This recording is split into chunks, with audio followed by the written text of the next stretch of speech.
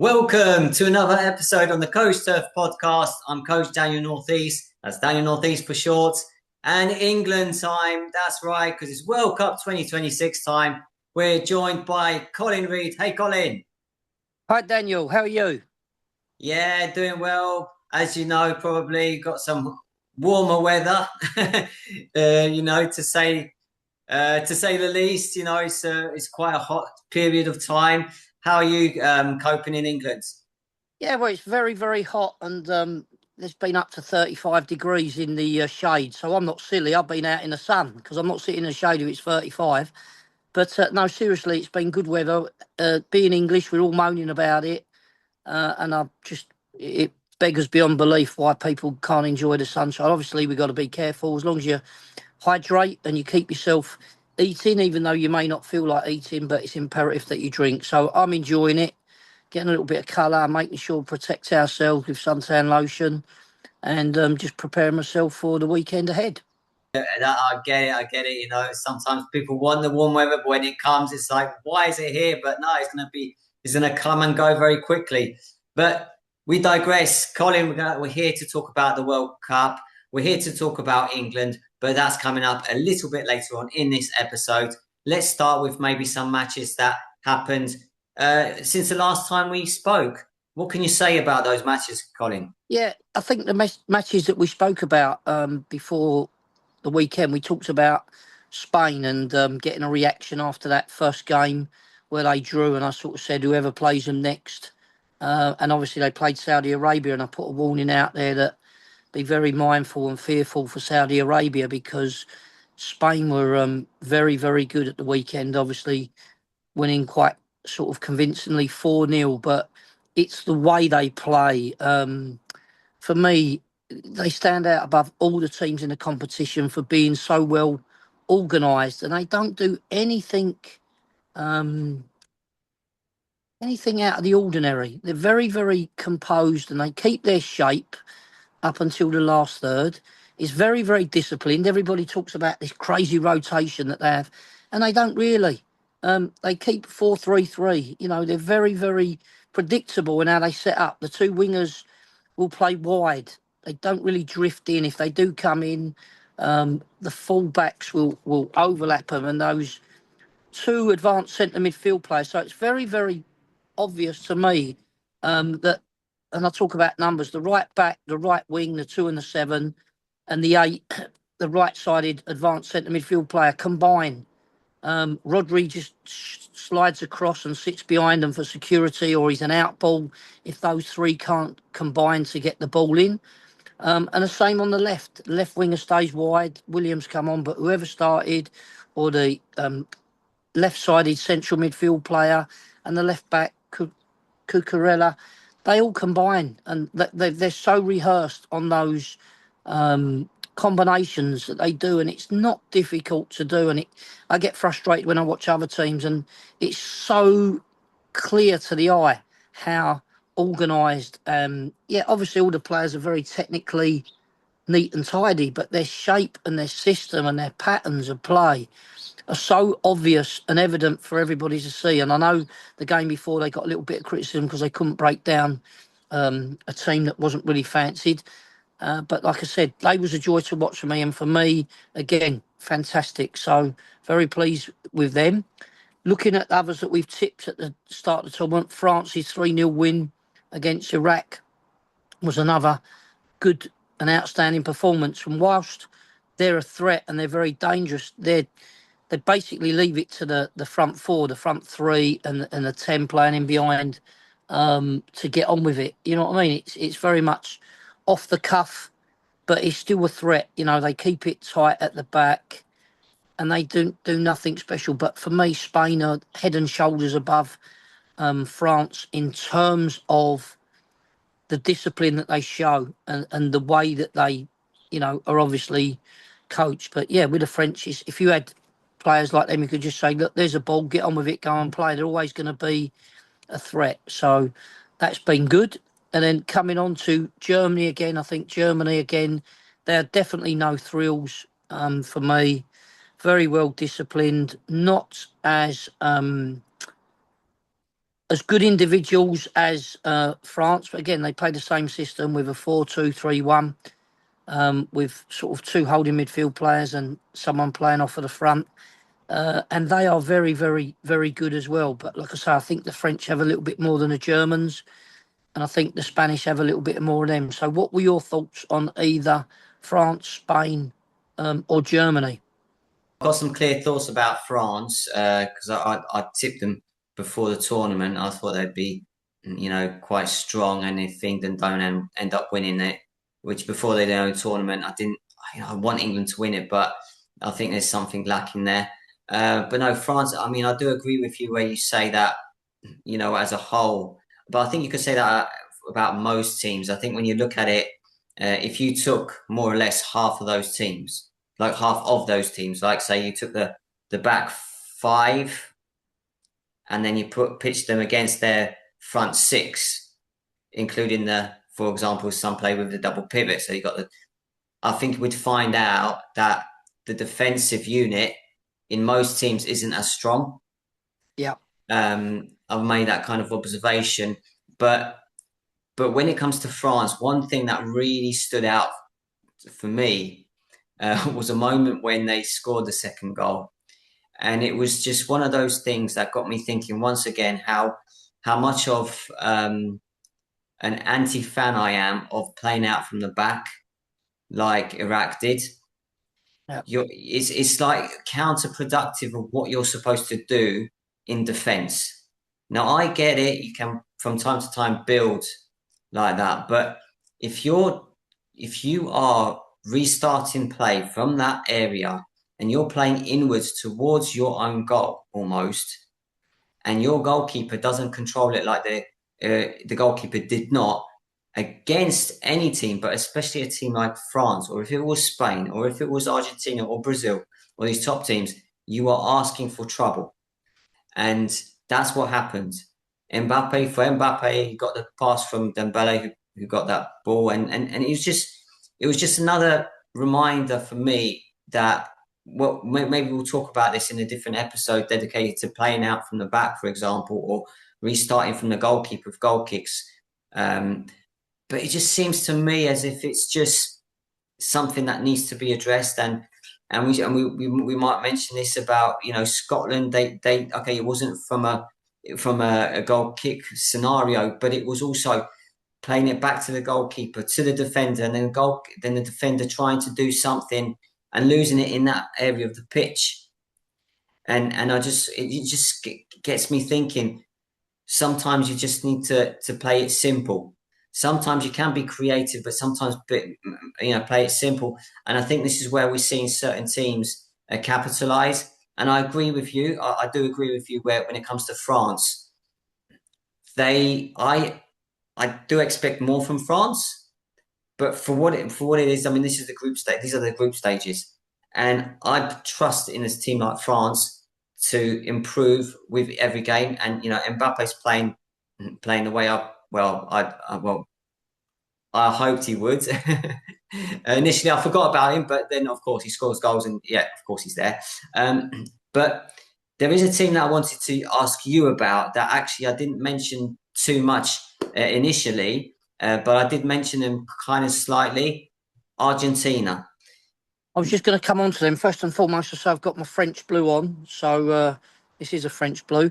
But yeah, no, Argentina have been really good, and I think what you're seeing in these early stages is, like you mentioned about teams now, the vogue seems to be to play out from the back. And to be honest, lots of these teams haven't got the players technically to play out from the back. So, that's their mistake. But I think what we're seeing in the earlier rounds is a lot of teams will look better than what they actually are because they're playing against lesser teams. And whilst it's been entertaining, I mean, some of these sides, no disrespect, are showing just how poor they are. So for me, yeah, it's good on a global stage that we can see teams that we haven't maybe seen before participate. But like I said, it can have a negative effect. It'll do better for the goal scorers and they'll get more opportunities. But like you say, it also gives you opportunities to press high up and win the ball early on. But coming back to your original question, what do I think of Argentina?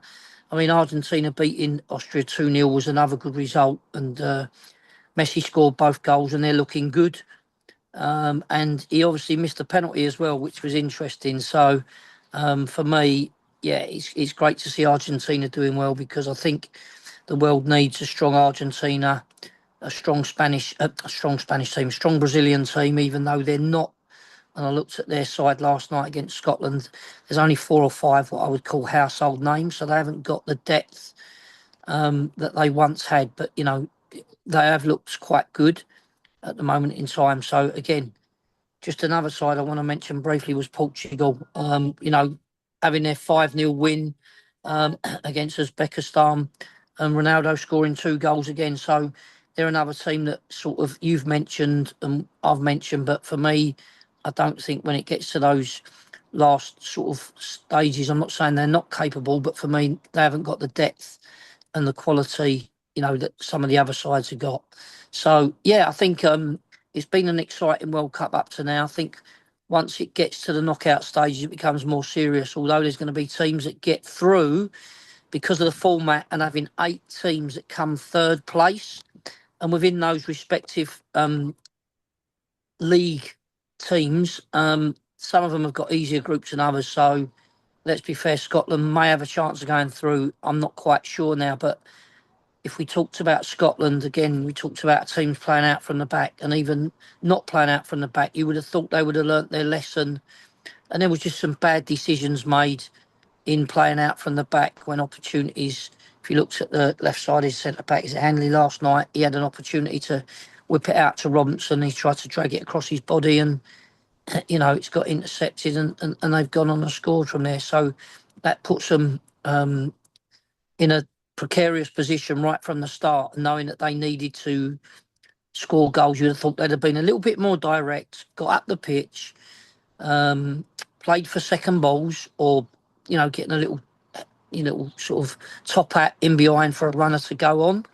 But they were very poor, and I think Scotland, and I'm going to say it, and I do stick up for the home nation teams, have been a massive disappointment. And I look at their players, and I've just put it tonight about why people do so well, and they've got 3 or 4 players playing in Italy, and they've got players that are winning national or domestic or doing well in international competitions. And you're looking at it and people saying, well, why are they not doing as well? Well, no disrespect, if you look at the people they've got around them, they're not the people that they're playing with in Italy, or they're not the people they're playing with at Aston Villa. So we have to be sort of honest to say that, yeah, they've done well whilst they've been in the other teams, but you have to realise that when you put them all together, they're nowhere near as strong as what they should be. And that's not me being, it's just being honest and saying it as it is, because for me, the expectations from even our media saying, oh, they've got this great chance, and I'm looking at them going, I can't see it. So we're a very polite nation, as you know, but we're not always the most honest nations. And whilst I generally want Scotland to do well, it answers the questions when you see them, and like you're saying, is they haven't actually qualified for a World Cup for a long time, and you look at it and you go, well, they're nowhere near it, to be honest, which is a horrible thing to say, but we have to be honest. So we've got to look, or Scotland have got to look at what they're doing in their own country, nationally, and they've got a good coach education programme. They've got some good people involved in there. I've got some people that have gone through the Scottish system, and I think Jose Mourinho indeed did. But, you've got to look at, there needs to be a root and branch of what's going on in some of these countries. So hopefully, let's be more positive now. Let's talk about England, if we can be positive. But yeah, then their 0-0 sort of result the other night, and I just wondered before I went on to talk about the starting 11 and how we finished, if you had anything that you want to add it around Argentina, Portugal, or indeed France. Yeah, I mean, I'll just add that personally, I've been happily surprised by the style of Argentina. I know Argentina are always this top team, and they won the last World Cup. But I wasn't expecting what we see. What we're seeing, and I like the movement. I know you mentioned that Spain, they don't do a lot of movement. It's more that they're very disciplined. But for me, Argentina, when I watched them against in Austria, it's just a joy to watch. So I was really happy with that. Brazil are getting there. I feel they're capitalising on mistakes, but they're also creating, and those top players are coming through for them.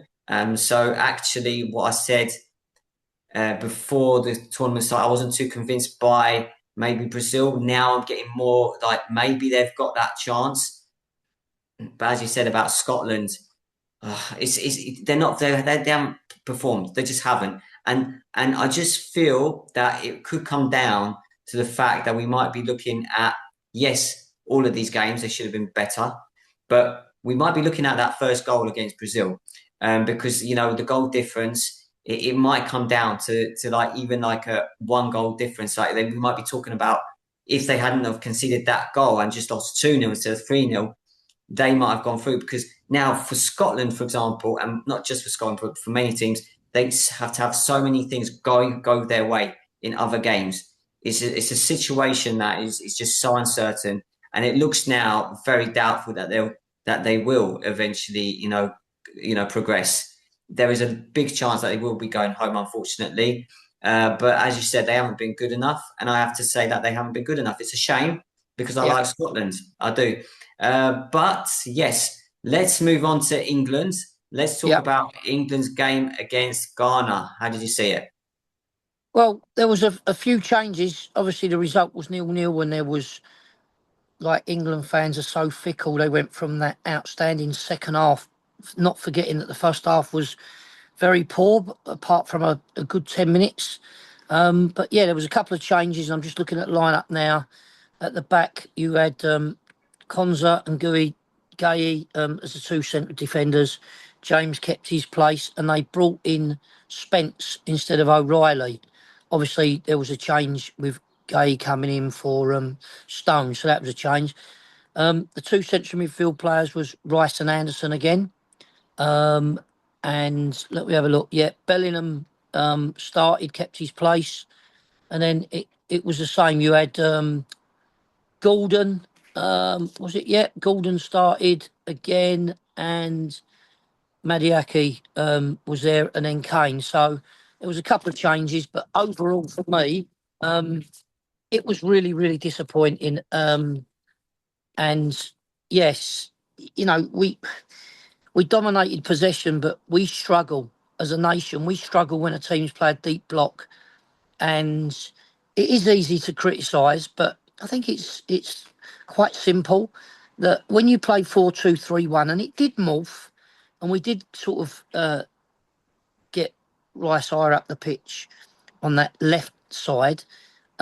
You've got so many more alternatives when you play 4-3-3, and just having one holding midfield player and two advanced, because those combinations change. When you just play one in there, Bellingham, and predominantly he drifted over to the right, then those patterns can work. And then when it gets transferred, it sort of changes. So, yeah, you then got to push your left back higher up. And then Spence wasn't that person. Spence was changed because he's not really a player that got forward. So Thomas obviously had his reasons for why defensively he changed it. But I think you could see in the second half we did change it to a 4-3-3 with one holding midfield player with Anderson sitting in there. And then he put Eze on there and Rodgers, playing behind Rashford, who come on, Kane and Saka. So it looked different. And again, O'Reilly has got that energy to get forward. So when Rashford, who's right-footed predominantly, goes inside, O'Reilly can bomb on the outside, but he's also very good at attacking in those central areas. So for me, I'm not going to slaughter Thomas because I don't do that. I understand how difficult it is. And, we're not going to get depressed about it. But again, like I said, when teams sit in a deep block, England predominantly have found it very difficult to break teams down. Whereas if you look at the likes of Brazil and you look at Spain, although in their opening game they struggled even, but most teams that sit deep to those sort of teams, Spain will find a way. And it's basically, everyone says, and the pundits and the experts say, they make me laugh. They always go, we've got to move the ball quicker. And that is their generic answer to the problems when we can't break teams down. And you hear them, all these experts, and I laugh when I hear it because I know what they're going to say. Got to move the ball quicker. That's one way. But what you've actually got to do is make sure people run beyond the ball. So, you need your nine to stay high and occupy the two centre halves. You actually need, or three centre halves, whatever. But you need your wide players to go beyond, or if you've got two advanced centre midfield players, they've got to make them little runs from in to out. Or if they're going to stay inside because you've got inverted wingers, you need them there to play into and either bounce it round the corner or play it in and continue your run. But between your right back, your advanced centre midfield player, and your right winger have got to combine, and it's not hard to work on your shape and pattern. And we look devoid of answers. Our patterns I cannot see. I think there was one moment in the second half where there was a nice little combination on that inside left channel. And I'm thinking, yeah, we look like a football team, but we don't do it. We're very static, and we think just keeping the ball is going to prize them out. But when you've got a disciplined side, you actually have to move them around and you have to make runs beyond the ball to get in those little half spaces. And I think, and I was talking to a colleague of mine the other day, and I said, Spain must laugh when they see other teams play 4-3-3 and look and go, yeah, you've set up as 4-3-3 with one holding midfield player and two advance, but you don't follow the basics and work on those combinations and patterns to get in behind. And I just think, we're missing a trick. And again, Spain are my favourite team for not only the way they play, but how they set up. And like I said, when people talk about rotations, yeah, there is rotations. We're in that last third, and those combinations are so easy to see, but we don't seem to emulate them. But for me, like I said, I'm not counting England out. I'm really positive that they'll go on. The media will all forget about, the poor performance. And hopefully, like I say, when we play, is it Panama, isn't it? Let me check. Yeah, is it Panama we're playing? I know it's beginning with P. Panama, next. Yeah, then we should be able to get a result. Everybody will forget about it. And then the real World Cup starts for me, where it's in the knockout stages. And then we will get a better idea of where we are in relation to those other teams around the world. Definitely. And the thing is that, we were fortunate because we could have lost that game. At least one of those moments that could have resulted in a penalty for Ghana. Yes, yeah, I agree. One of my old players that I worked with at Charlton, my heart went in my mouth when Konza brought down the lad in that inside right position. He got across and he sort of jumped in, and let's be honest, we got away with one there. So I think we've got to thank our lucky stars, and you do need a little bit of luck if you're going to go on and go deep into the tournament and certainly win it. But like I said, you make your own luck. And I think the reason that we had Konza and Guy in there was because of we knew that we was going to be camped in their last third or in their half, and they was going to play on the counter-attack. And obviously you need that pace at the back to combat those situations where you can get into races with people and balls are dropped in behind you. So in one way, you've got to give Thomas a bit of credit for the selection in that respect. However, again, I think we was lucky that VAR wasn't intervening there. So, but yeah, we'll take that luck certainly while we've got it.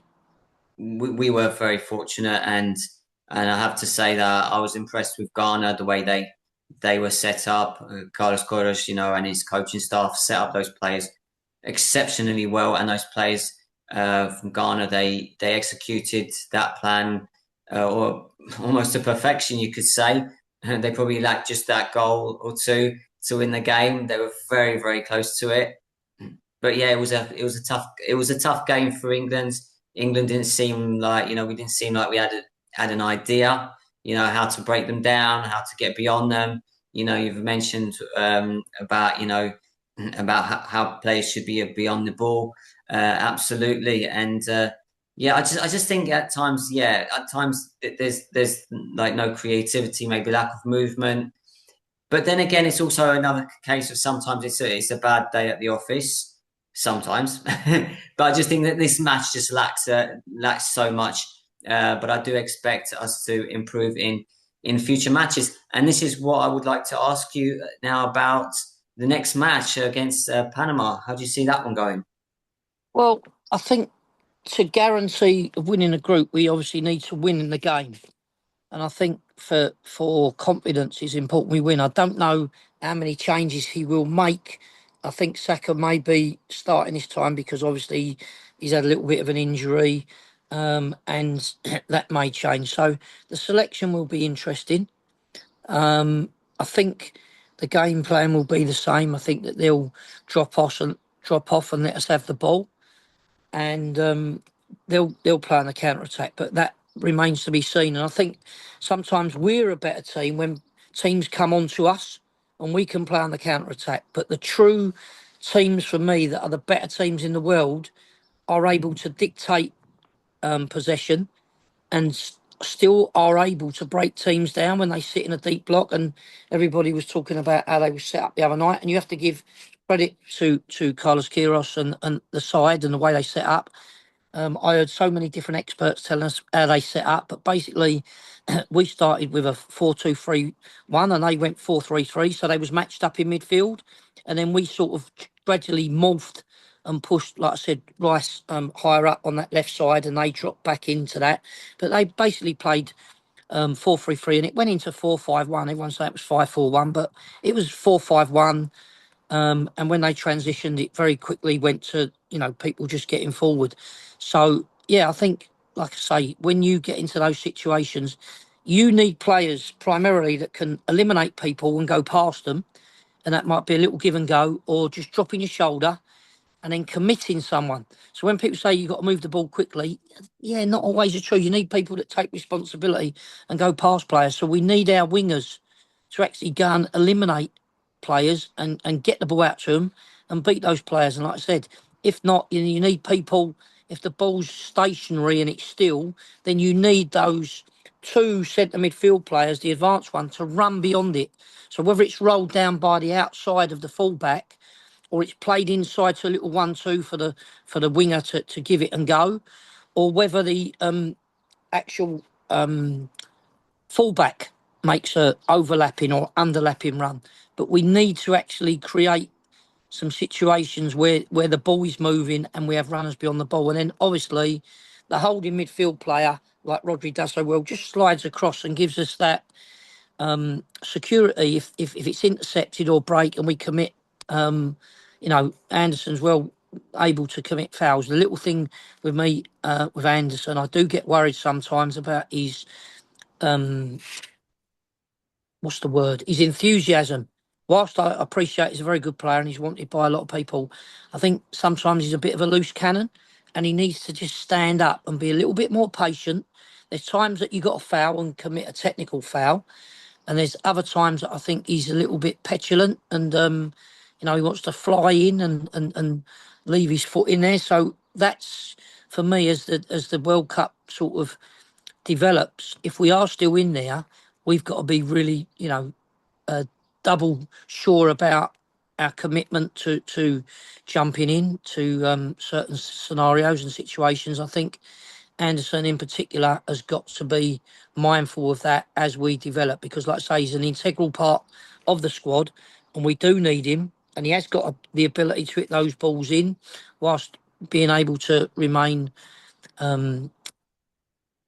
as the general and just getting on the ball and keeping it moving as Rice has done.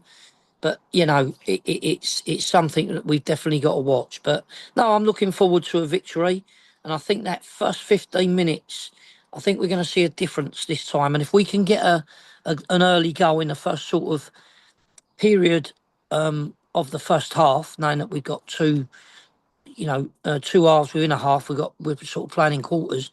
I think that will take the tension out of the game, and it will allow us to be a little bit more focused and dominate possession. I think once we get a goal up and we can entice them out and keep the ball and not panic, then I think we're always good to get a second goal and kill them off, which we need to do. But let's wait and see. Let's be optimistic. I'm certainly not pessimistic, and I'm certainly not going to go high and low like many people are.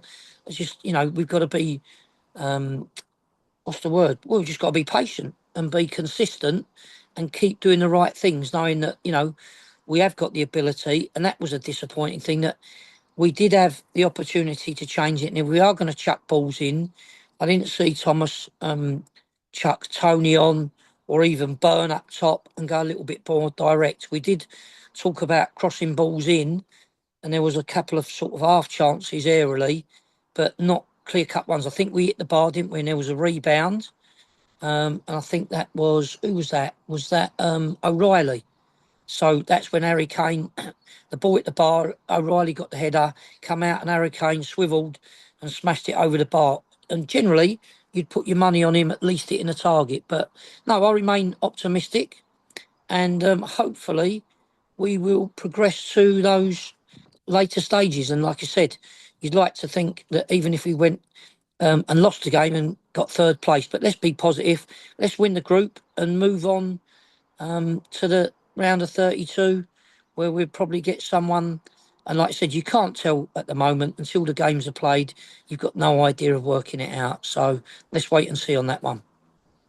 We'll see. We'll see. You know, I'm optimistic as well, but maybe not as optimistic as I was predicting the previous game, because I think I predicted 4-0. It was 0-0. So I'm not going to be predicting 4-0. I think 2-0 it would be a good result, especially if there's going to be one or two changes there.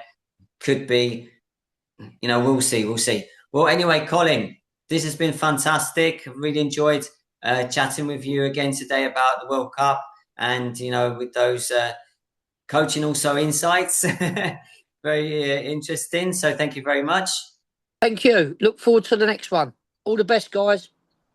Yes, and all the best to everyone else. And if you want to keep up to date with this channel, with the Coach Turf podcast, then feel free to subscribe, like, comment, and share. Notification bell is also a fantastic way to do that. And we hope to come back with more videos very soon. All the very best. Bye-bye.